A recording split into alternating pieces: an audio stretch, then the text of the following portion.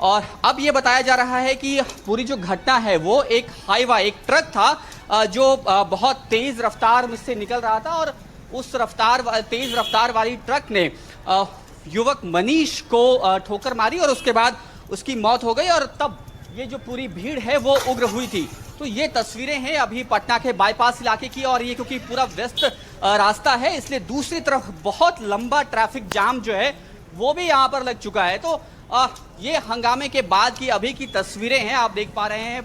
भारी पुलिस बल की तैनाती के बीच में कोशिश इस बात की जा रही है कि किसी तरह से इस आग पर काबू पाया जा सके। अग्निशमन विभाग की 2 गाड़ियां यहाँ पर हैं, एक गाड़ी दूसरी तरफ जहां पर की इस बात की कोशिश की जाए कि जो यात्री वाहन है जिसमें आग लगाई गई, उसमें तोड़फोड़ की गई, उसको किसी तरह से नियंत्रित किया जा सके। और यहाँ पर देखिए ये जो सीसीटीवी कैमरे आपको दिखाई दे रहे हैं, क्योंकि हाईवे है ये NH30 है, उन सीसीटीवी कैमरे को भी तोड़ दिया गया और कई तरीके से नुकसान पहुंचाने की कोशिश जो हुई।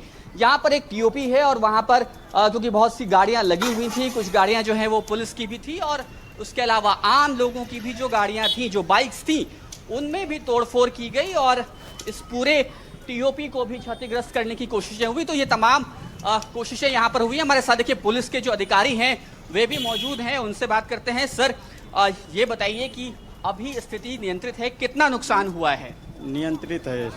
कितना नुकसान हुआ है? नुकसान तो बहुत ज़्यादा हुआ है। आप लोग देख रहे हैं गाड़ी जला हुआ है इधर। कितनी गाड़ियों में आग लगाई पुलिस की? कितनी गाड़ियों में? ये मतलब उसमें पब्लिक का है या पुलिस का उतना हम लोग नहीं देख पाए हैं। हाँ। कौन है वो बाद जांच के विषय है, जांच होगा तो उसमें जानकारी होगी। जो यहाँ पे टीओपी भी है, क्या टीओपी में भी कुछ नुकसान पहुँचाया? ये यातायात का है, ठीक ना। और इधर टीओपी में हम लोग टीओपी मतलब चेकिंग पोस्ट बनाया गया है, उसमें हम लोग ड्यूटी कर रहे थे। आप उस वक्त थे यहाँ पर मौजूद? जी जी। क्या हुआ था? एक्सीडेंट का तो मामला आप लोग जान रहे हैं।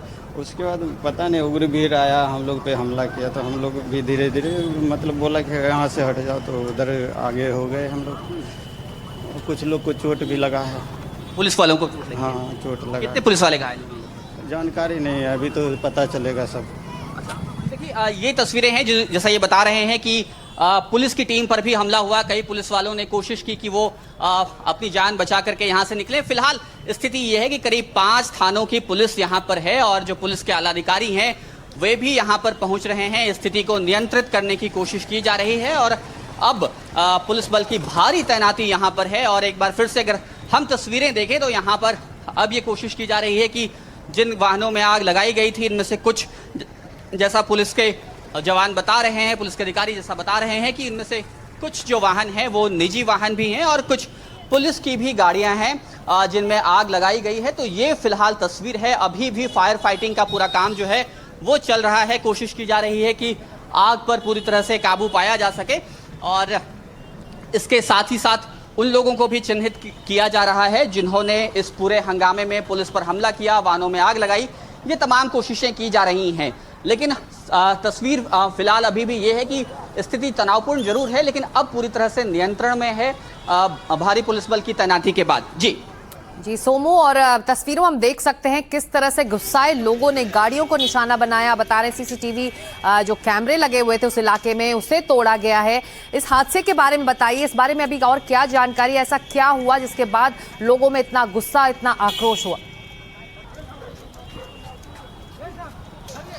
देखिए एक हाईवा आ रहा था, यानी कि ट्रक, वो बहुत तेज रफ्तार में था और उसी से एक युवक पास के ही गांव का था मनीष, उसकी मौत हो गई ठोकर लगने से। और उसके बाद भीड़ उग्र हो गई और भीड़ ने सबसे पहले उस हाईवा को ढूंढने की कोशिश की, वो हाईवा मिला नहीं। फिर उसके बाद भीड़ उग्र हो गई और आसपास जो भी वाहन वहां से गुजर रहे थे उनमें पथराव करना शुरू कर दिया। जो पुलिसकर्मी यहाँ पर मौजूद थे उन पुलिसकर्मियों ने पहले उन हंगामा कर रहे लोगों को समझाने बुझाने की कोशिश की, लेकिन लोग नहीं माने। और उसके बाद सबसे पहले वो यहाँ पर टीओपी पर पहुंचे, जहां पर एक यातायात टीओपी है और दूसरा जो पुलिस के जवान रहते हैं वहां पर वो भी थे।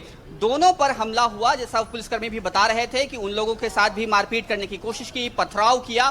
तो तब जाकर के पुलिस ने हल्का बल प्रयोग करने की भी कोशिश की। और क्योंकि ये पूरा इलाका हाईवे का इलाका है, सुरक्षा के दृष्टिकोण से भी काफी सेंसिटिव इलाका है, इसलिए जो सीसीटीवी कैमरेज लगाए गए थे अलग अलग जगहों पर, उन कैमरों को भी तोड़ दिया गया। सबसे पहले उन्होंने उस कैमरे को तोड़ा, उसके बाद फिर जो आसपास गाड़ियां लगी हुई थी उनमें आगजनी की, आग लगाई और उसके बाद ये हंगामा पूरी तरह से बढ़ गया।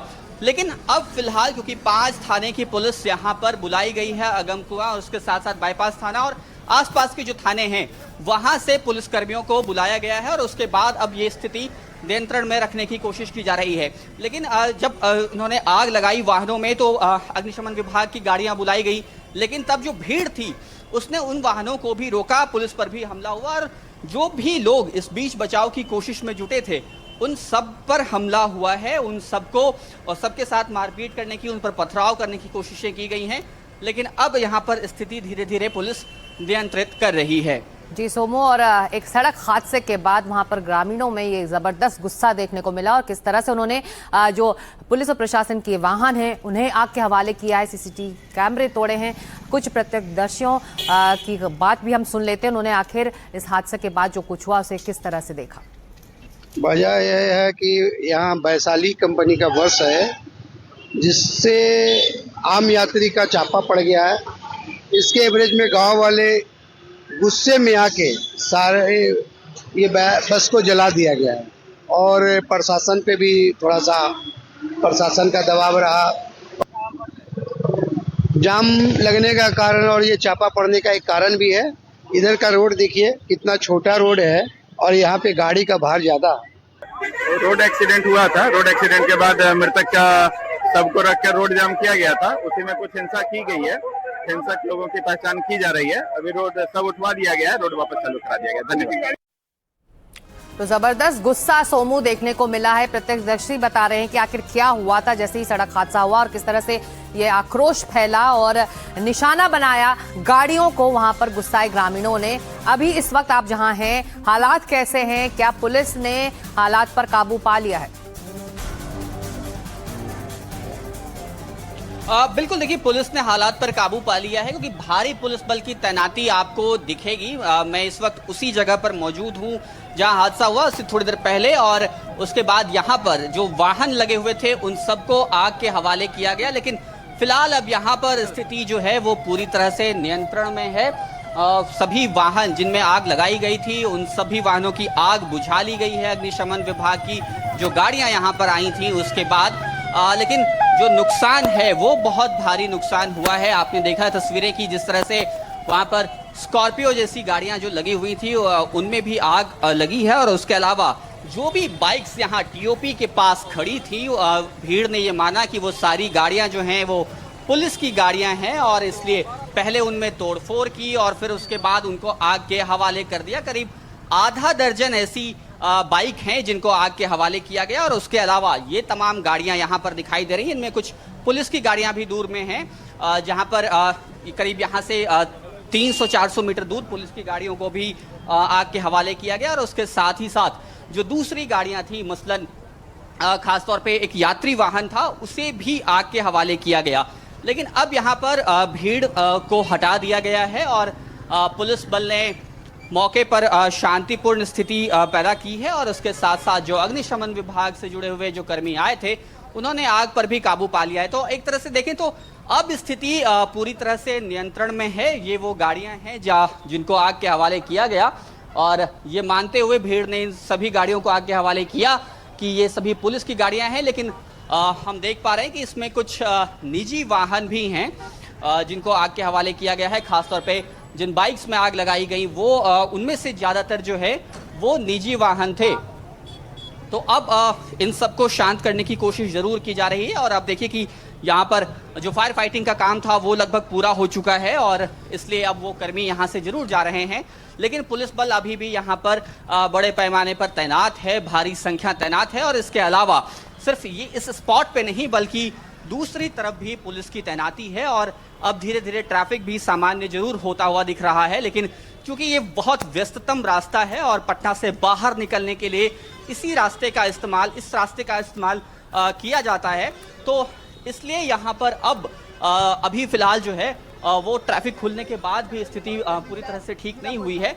लेकिन ये अगर मैं कुछ और तस्वीरें आपको दिखाऊं, ये बाइक्स हैं जिनको तोड़ा गया और उसके बाद इन्हीं में से कुछ वाहनों को आग लगाई गई और ये देखिए ये जो बाइक आपको दिखाई दे रही हैं ये आम लोग यहाँ पर आए थे जिन्होंने बाइक लगाई थी उन सबको सबके साथ तोड़फोड़ की गई और अब हम यहाँ कुछ लोग जो उस वक्त संभवतः मौजूद रहे होंगे, आप थी उस वक्त जब ये हंगामा हो रहा था? जी नहीं, हम नहीं थे उस वक्त, नहीं। आप थे जब ये हंगामा हो रहा था?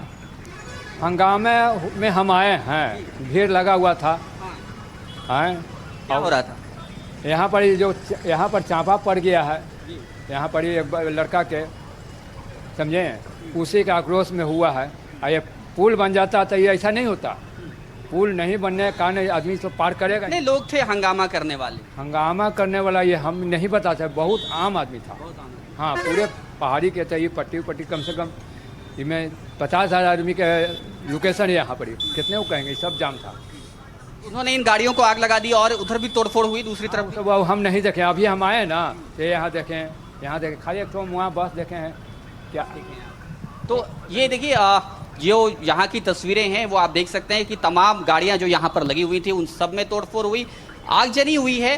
लोग ये बता रहे हैं कि यहाँ पर एक ब्रिज की मांग वो कर रहे थे। अगर वो ब्रिज होता तो संभवतः इस दुर्घटना से बचा जा सकता था, लेकिन भारी भीड़ दोनों तरफ से, सड़क के दोनों तरफ जो बाशिंदे रहते हैं वो लोग बड़ी संख्या में आए और उसके बाद ये तोड़फोड़ हुई है और टीओपी के पास जितनी गाड़ियाँ थी उन सब में आग लगाई गई। जी।